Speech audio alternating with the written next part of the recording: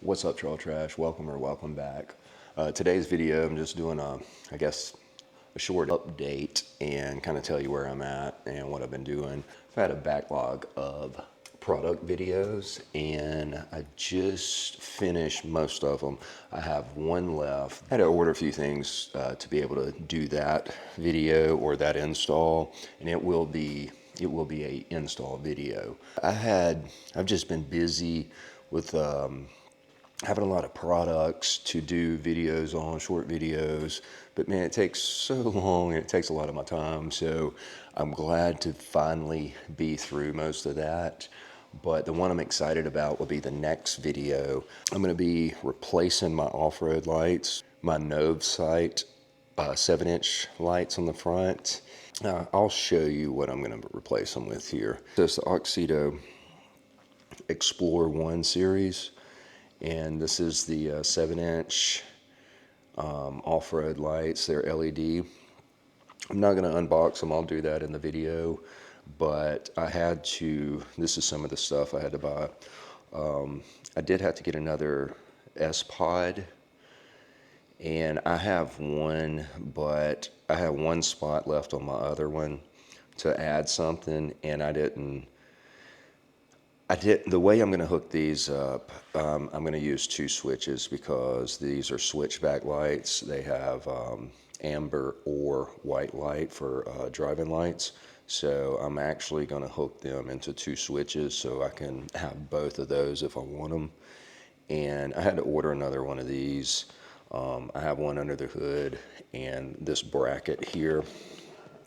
I made the bracket over at the shop, just a piece of metal, and this is going to sit on my battery and actually be my battery tie down point. So this will replace my stock battery tie down, and then I'll just wire it directly into the battery, and from there I just jump it over with the RJ45 to connect the two units together, and I'll use the same switch controller on the inside.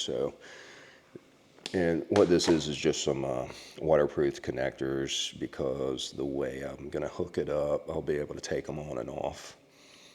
Or if I need to service them, I'll be able to do that. But I'll take you over here and show you.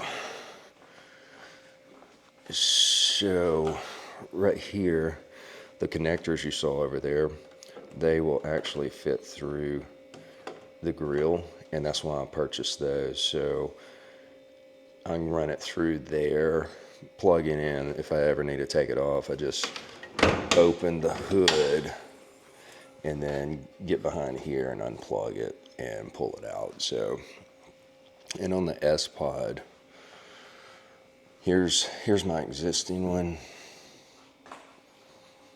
right here.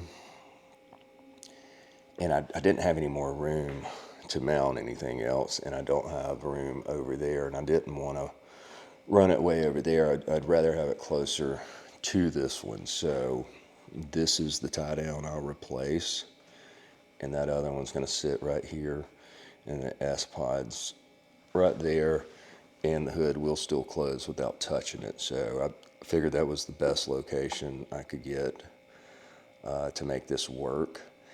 And to link the two sPODs together, it's just a RJ45 data cable, like a patch cord, and you'll plug the two together, and they will be linked. And then here's the controller, and you can see the controller. It's all touchscreen, and the sPOD one, to get to your other,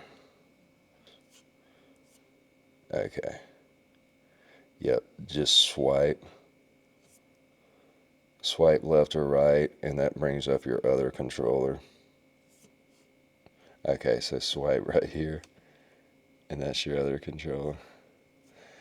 Pretty neat, and it'll tell you which controller you're on, and all of these can be moved around and programmed. So that's what I got coming up with. That's my next video.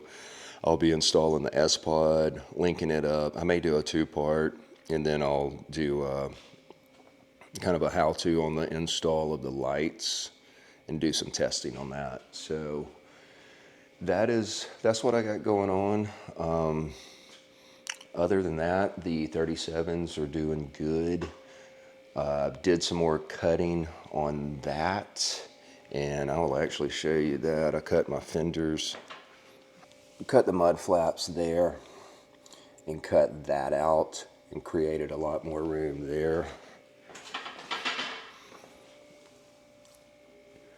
So that gave me a lot more room, and I did that on both sides. And now fully locked, I'm not scraping when I'm backing out or anything.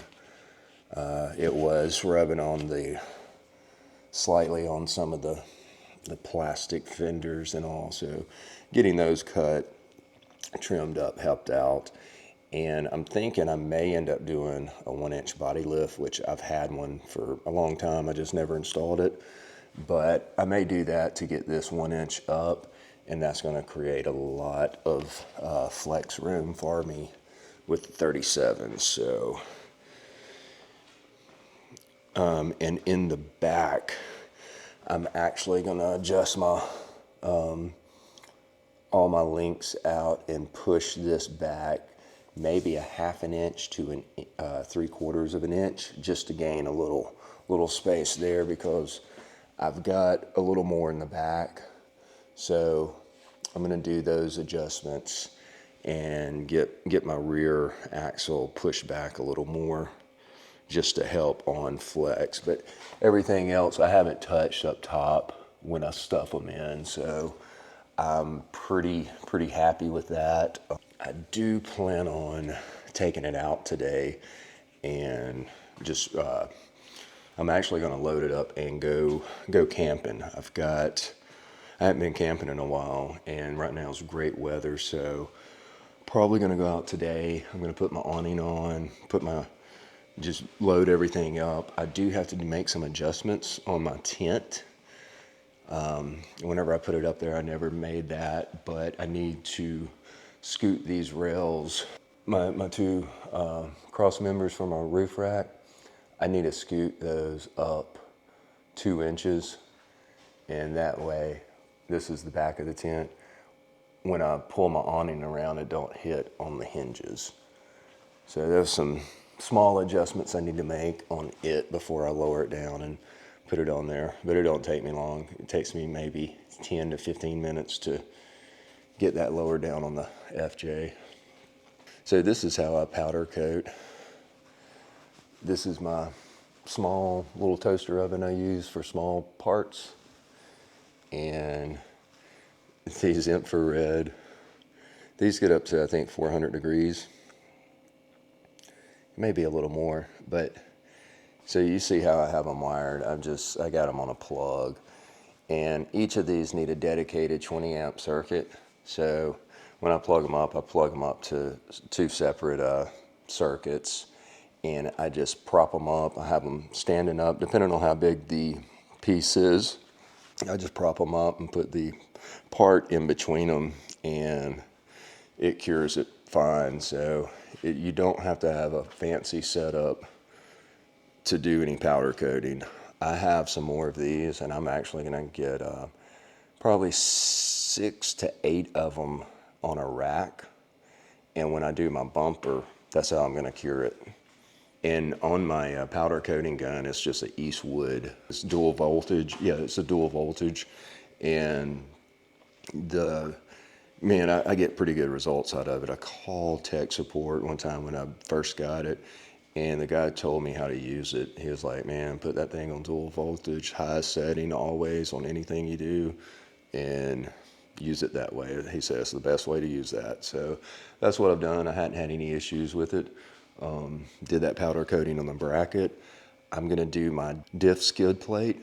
I'm actually going to take it off. It's a little larger, but those 2 infrareds, I'll hang it in between it and cure it that way. I'm going to do it in the bronze, the gold bronze, or the the chrome bronze powder coating that I have. And I'm going to do that. But anyway, just a quick just an update to you guys, let you know what I got going on, some upcoming stuff. The Auxito off-road lights, the Explorer 1 series, I'm excited about those. I'll get more into that on the video of kind of why I'm swapping them out. For now, that's it. I'm gonna probably go ahead. It's early now, but I want to start getting my getting everything attached. I'm gonna put my awning on, do my adjustments on the tent and everything, have that ready for tonight because I do want to get out and go camping. So anyway, guys, thank you for joining along. If you are not subscribed to the channel, please do so. It helps me out. I have some affiliate links in the description. That's another way to support the channel. And until next time, stay trashy.